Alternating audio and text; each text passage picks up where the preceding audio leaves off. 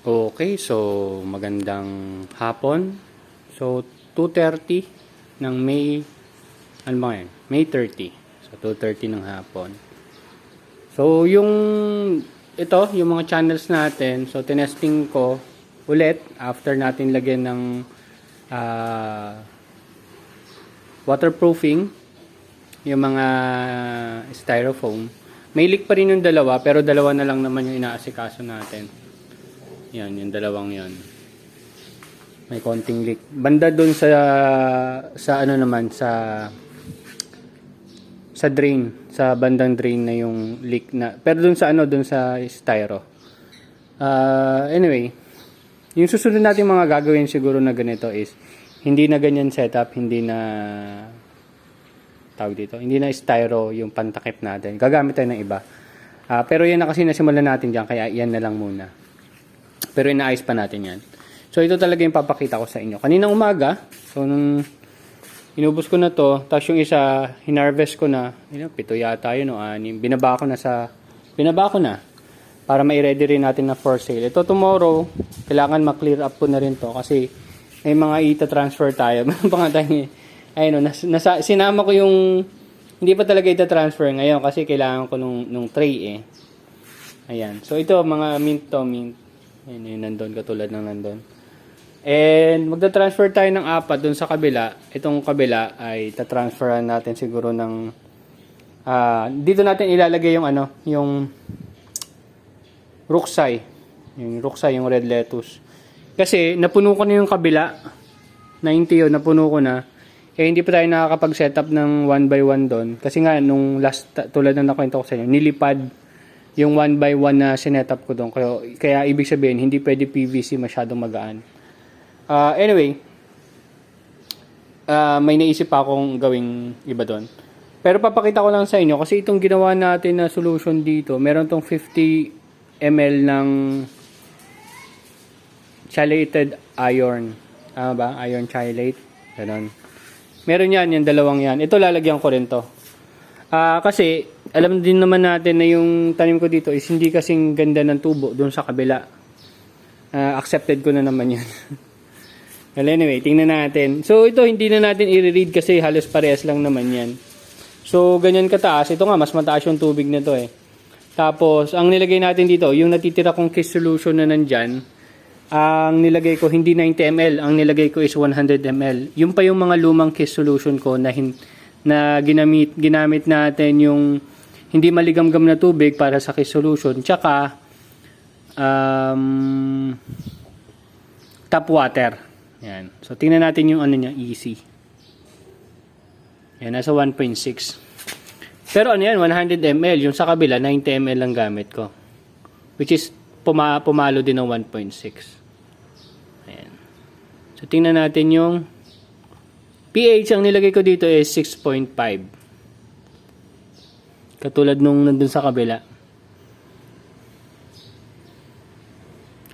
6.5 ml. Mga 6.5 to 7 ml. Yung nilagay nating ano dito. Pero hinalo ko to kaninang mga alas 11. Alas 11 yata kung hindi ako nagkakamali. So yan, bumababa pa naman. 6.67. So ito, may halo to na iron chelate. Pati yung kabila. O sana, okay. Ayan, bumababa pa naman eh. Antayin pa ba natin? Natamad na ako. Gusto ko na siyang itakpan. Tapos, tingnan na lang natin yung magiging result. Ayan, alam niyo naman ako.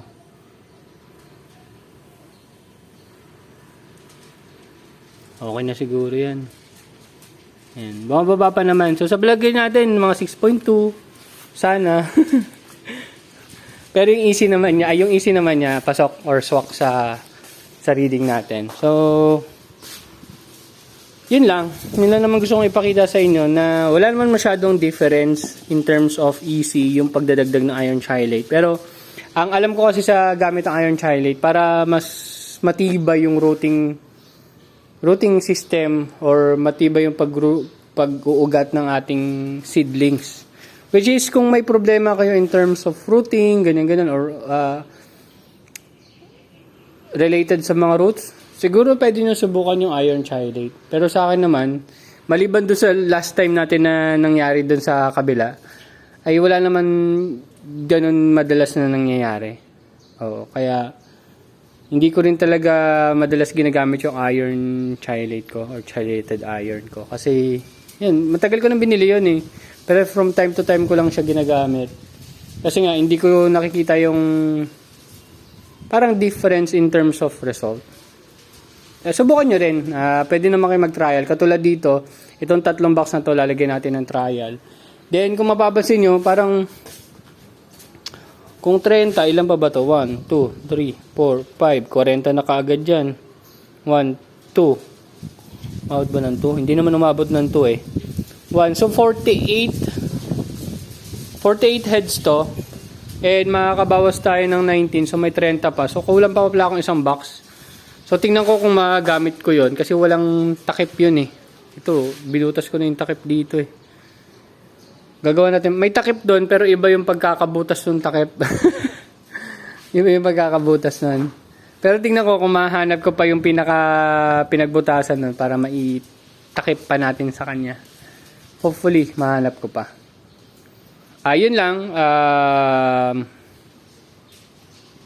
Wala na naman di ba akong i-update sa inyo. So, tingnan nyo na lang and hopefully matapos natin to. Kasi kung matapos ko to, mapagana ko to bukas, ayan, yung DFT natin, ay meron tayong mapaglilipatan nung seedlings natin. Ang wala akong mapaglilipatan, yung ito, yung susunod, which is nasa 40 yan eh. So, mga 2 box ang kailangan ko. Baka bumili na tayo ng panibagong box. 2. Ayan, kiklear up ko lang yung mga, ano doon, pechay mustasa. So, that's it. Thank you very much and see you next update mga tropa. Bye-bye.